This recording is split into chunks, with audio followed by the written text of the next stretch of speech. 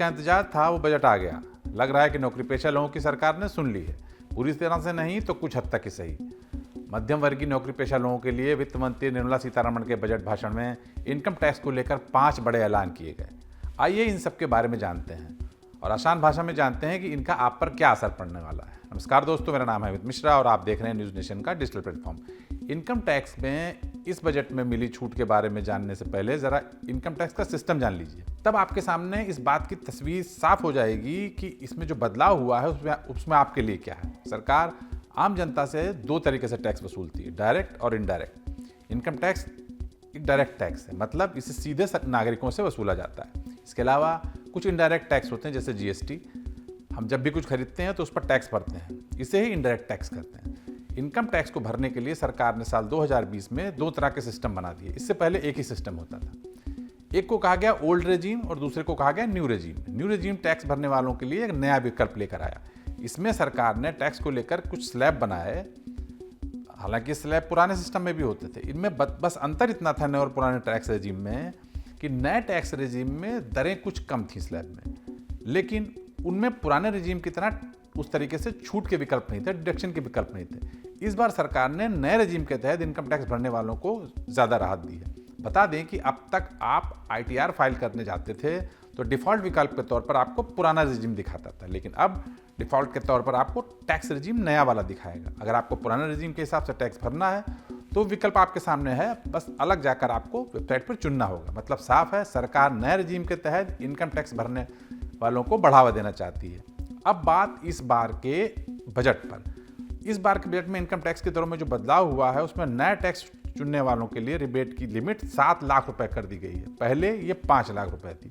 Budget में salaried class यानी नौकरी पेशा लोगों के लिए एक और राहत दी गई है। नए टैक्स सिस्टम में 50,000 रुपए का स्टैंडर्ड डिडक्शन भी शामिल कर दिया गया है, यानी 7.5 लाख रुपए की सैलरी पर कोई टैक्स नहीं लगेगा। इसको ऐसे समझें कि 7.5 लाख रुपए सैलरी पर पहले 50,000 का स्टैंडर्ड डिडक्शन घटा लें, बचे 7 लाख रुपए। तो 7 लाख रुपए होते ही आप रिबेट के दायरे में आ जाएंगे और पूरी टैक्स छूट आपको मिल जाएगी। नए रेजिम में आयकर में छूट की शुरुआती सीमा को बढ़ाकर 3 लाख रुपए कर दिया गया है।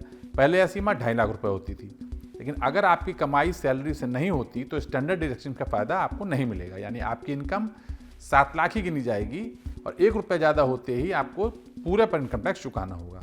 कुल मिलाकर सरकार ने नए रेजिम के तहत टैक्स में 5 स्लैब बनाए हैं, जो कुछ ऐसे हैं।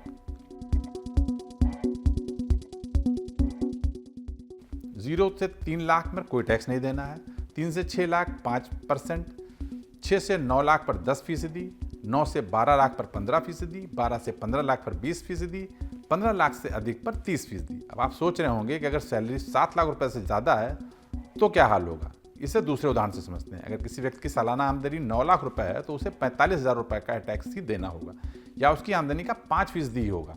इस लिहाज से उसे पहले के मुकाबले 25% कम टैक्स देना होगा।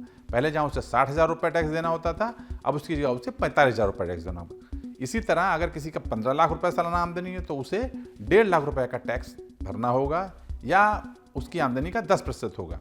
उसे अब 20% कम टैक्स चुकाना होगा। पहले उसे 1,27,500 रुपये टैक्स देना होता था। तो कुल मिलाकर सरकार ने जो नया रेजीम है उसके हिसाब से टैक्स छूट को काफ़ी बढ़ावा दिया है और सरकार चाहती है कि लोग नए रेजीम की तरफ जाएं।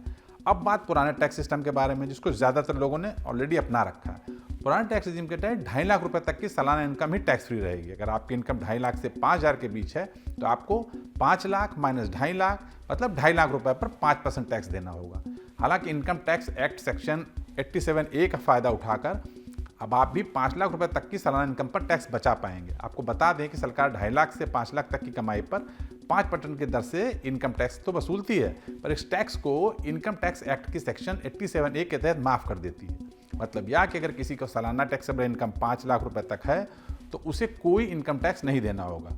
लेकिन अगर आपकी इनकम 5,10,000 रुपए हुई तो आपको 10,000 रुपए पर टैक्स देने की बजाय 5,10,000 माइनस 2.5 लाख मतलब 2,60,000 रुपए पर टैक्स देना होगा। उम्मीद है कि आपकी नज़रों में तस्वीर साफ हुई होगी कि कितना टैक्स किसको देना है।